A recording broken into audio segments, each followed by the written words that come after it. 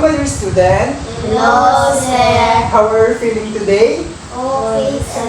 Okay, it's nice to hear that. So, class, before we proceed to our discussion for today, let us all stand up and let us pray. In the name of the Father, and of the Son, and the Holy Spirit. Amen. Our Father, who art in heaven, hallowed be your name. The kingdom come, thy will be done on earth as it is in heaven. Give us this day our daily bread, and forgive us our trespasses, as we forgive those who trespass against us. And lead us not into temptation, but deliver us from evil. Amen. In the name of the Father, and the Son, and the Holy Spirit. Amen. Okay, before you take your seat, please arrange your chair and pick up all the pages and paper and plastic under your chair. Okay? Okay, you will sit down. So, class, I'll check you of your attendance. Say, raise your hand and say present if your name is called, okay? Jeffrey, Jomar, Joey.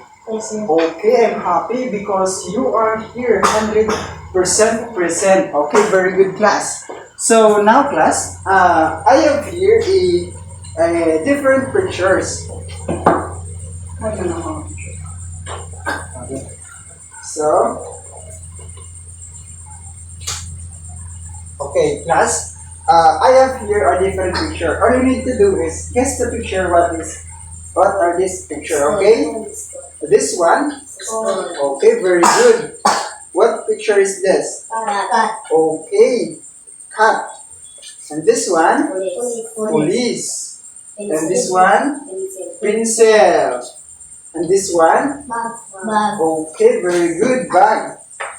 Okay, very good, class. Let's give yourself a round of applause. Okay.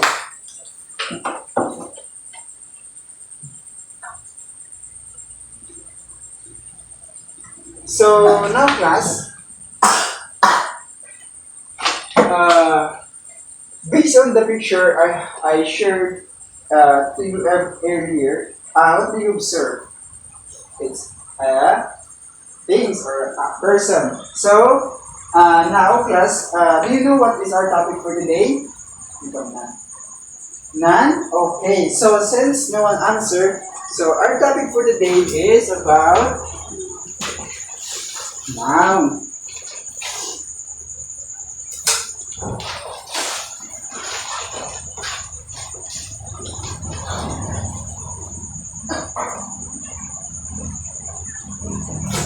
Okay. Okay, noun. Please everybody read what is noun. Noun is a name of person, place, things, animals, and event. Nouns are part of speech that comprise words that are used to name people, places, things. Anything we can touch, see, smell, taste, and hear can be referred to as nouns. Almost every sentence will definitely have a noun, and they perform different roles in a sentence. Now, class, so example of nouns. So people, kahol, Sheila, man, person, Tommy, woman, and etc. And example of places, classroom, Mexico, bedroom, and basketball court. And example of animals, lion, zebra, snake, shark, and fish. Example of things, bat, cycle, curtains, bag, and blackboard. Example of event or ideas, fiesta, invention, destruction, evolution, and argumentation. So that is our example of nouns. So another example of nouns to master your knowledge or skills about different naming words of nouns. Okay.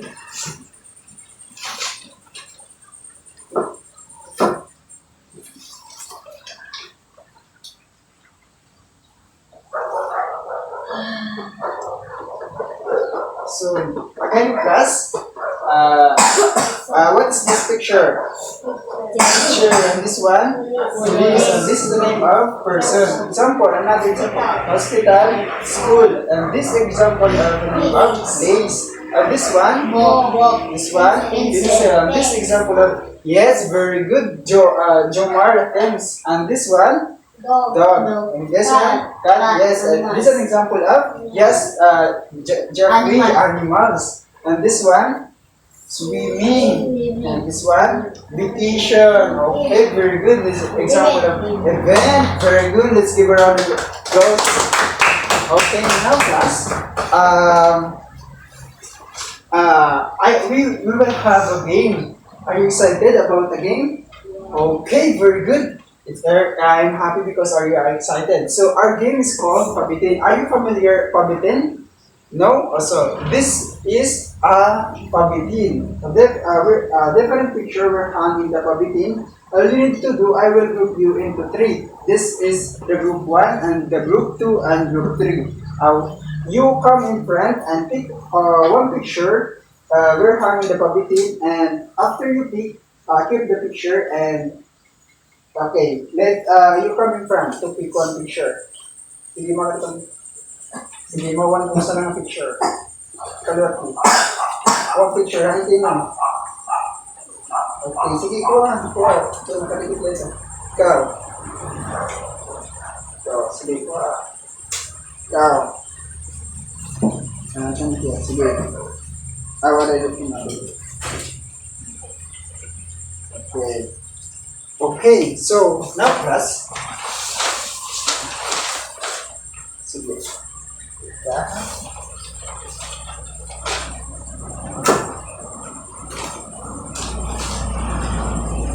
So I have here a different pictures. All you need to do is, based on the picture, if you believe that picture is a name of person, a thing, a place, event, person, an animal, you put in the right column.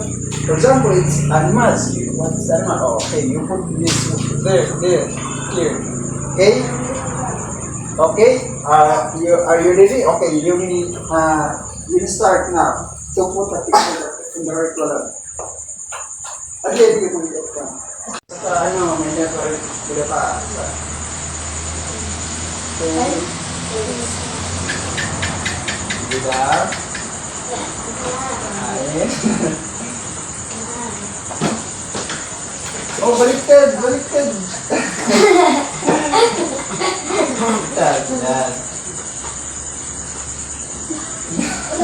Baliktad ang kasi. Okay.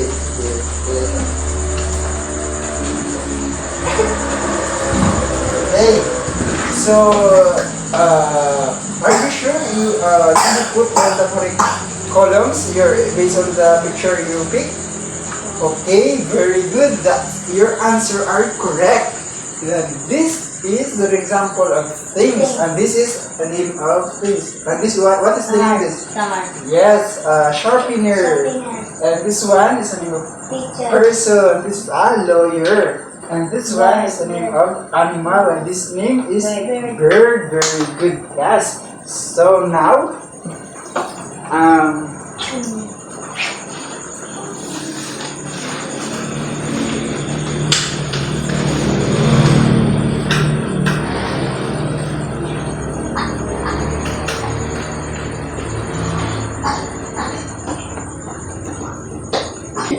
so now class, again, what is noun? A noun is a name of person, place, things, animals, and events. So, give me one example and name of things. Sige daw, Jomar. Jomar, one example of things. One example, things. Yes, very good, pencil. Another one example of Jeffrey, a name of person. House gold. Person. Yes, very good, teacher. Another one example, name of animal, Jomar. Joey. Example, name of animals. Example of animals. Ano ba mga animals sa iyo? Hayop. Ano? Sana mo sa one example, at least one. Yes, very good. Dog. Oh, yes, cat. Very good. So that is an example of Name of animal. Okay, so now class, that's a name, again, noun is a name of person, place, things, animals, and event. And this, there are naming words. Okay, I'm very happy because you understand our lesson. So now class, I will group you into three groups. This is a group 1, group 2, and group 3. So, based on the nouns that assigned to you, so you will come in front and you give in at least one example of noun, and you share and discuss in classroom or share to your classmates. Okay? Okay. Now you come in front. Okay. Oh, yan. Wala. Okay. So name of animal. What is your favorite animal? Okay, why you choose dog? Dako, para mabatid ka. Sige, why? Kaya ano napili ni mo ang dog? Okay. Napili mo ang dog, kay may damo, halaga yung balay. Kaya ano pa? Kay nakakaupod mo everyday kung napakain ka. Yan, ano pa? Oh, pag insasaway, natuod, nga ano pa? Oh, di rin nakagat ka. Sa, buong itong tiro, iwayang, di rin nakagat. So, bantay gabit yung balay. Okay. Wow, Blackie. Yun ang ngaran, ano eh?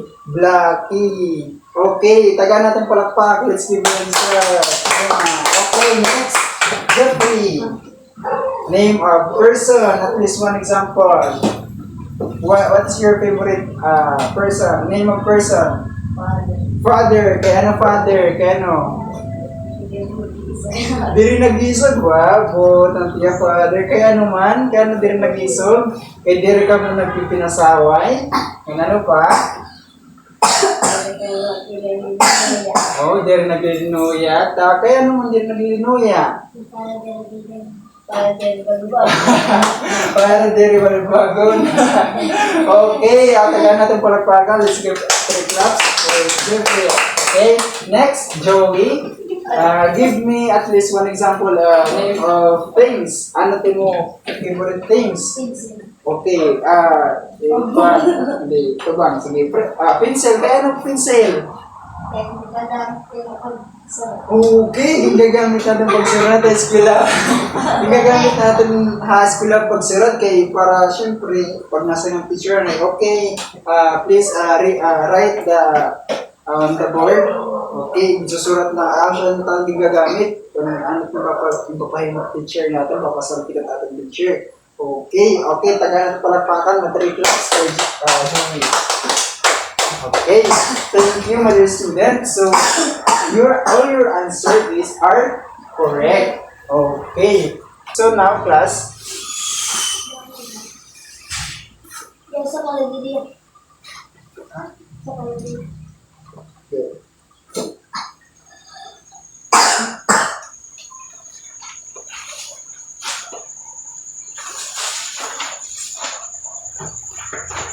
Okay, class, get 1/2 sheet of paper and answer this activity. So I will give you a 10 minutes to answer. Okay? Okay.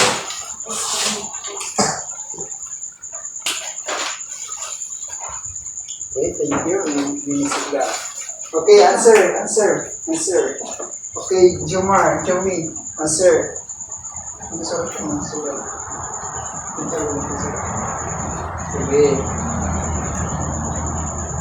Okay, are you done?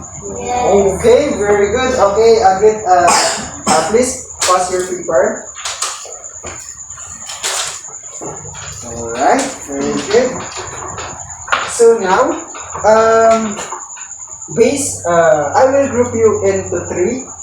This is a group 1, and this is a group 2, and group 3. So the score 8 to 10, the group 1, and score 5 to 7 is the group 2, and score 4 below is the group 3. Okay?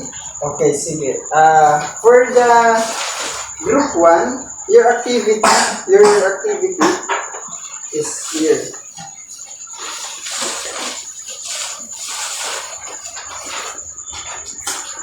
Jomar.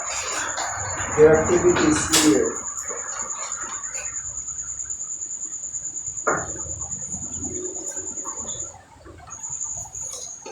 Okay, are you familiar with story Aladdin?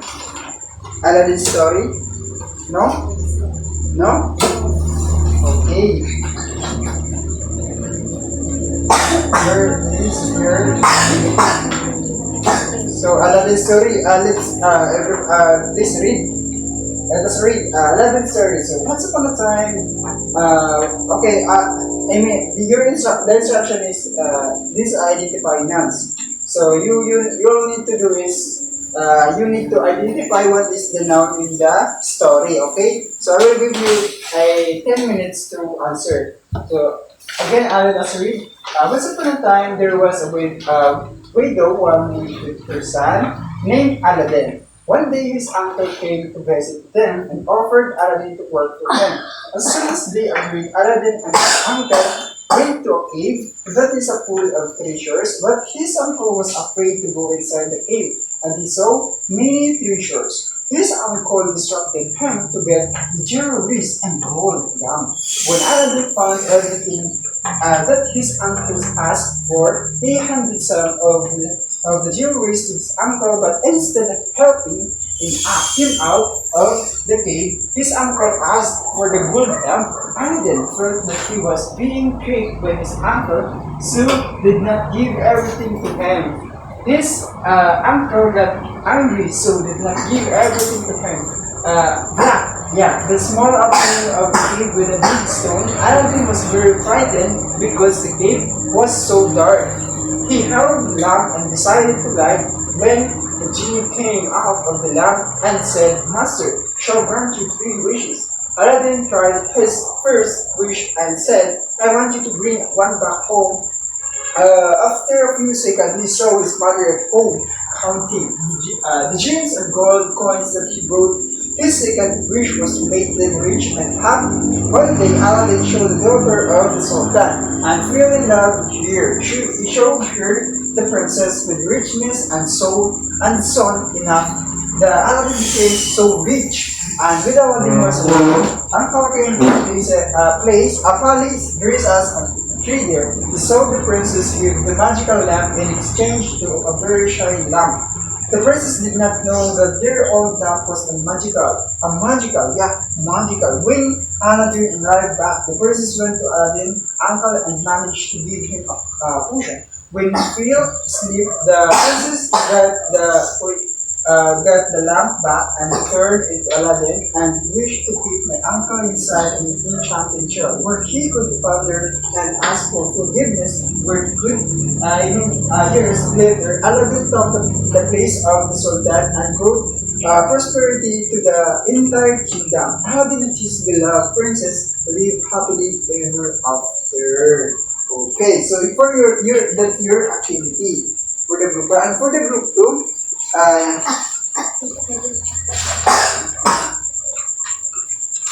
your activity, just read here. Okay, so get one sheet of paper and then share the following activity. So this identifying nouns. All you need to do is each sentence you identify the noun. What is noun in the sentence? Okay. Okay. So and you may start now to answer me. Answer me. Okay. For Joey, for the group 3, your activity. Before we proceed, I will again repeat what our discussion today. So a noun is a name of person, place, things, animals, and event. So another example of nouns.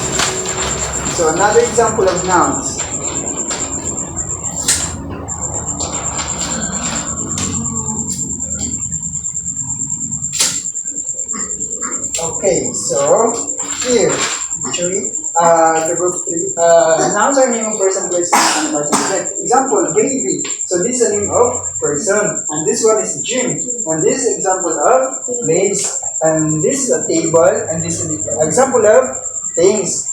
This a lion is a noun, and this is example of animals. And this application, and this example of noun is event. So in nouns in a sentence, for example, the tiger is scary. So what is the noun in a sentence? Yes, very good, Joey. Tiger. So tiger is a name of animal. Another example in a sentence, my father is tall. So what is a noun in a sentence? Yes, very good, Jeffrey. Father. So father is a name of person. So another example, the shape of the ball is circle. What is noun? Yes, very good, ball. Ball is the name of things. And another example, the market is crowded every Saturday. What is the yes, very good. The noun in sentence is market. Market is the name of place. Okay.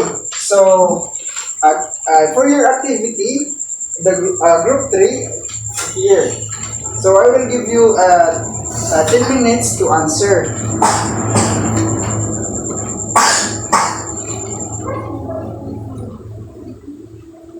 Okay. So all you need to do is identifying noun. So you choose what is the correct answer in the given sentence, the space provided. So please read carefully and you choose the appropriate answer. Okay? So I will give you 10 minutes to answer. Okay, you may start now.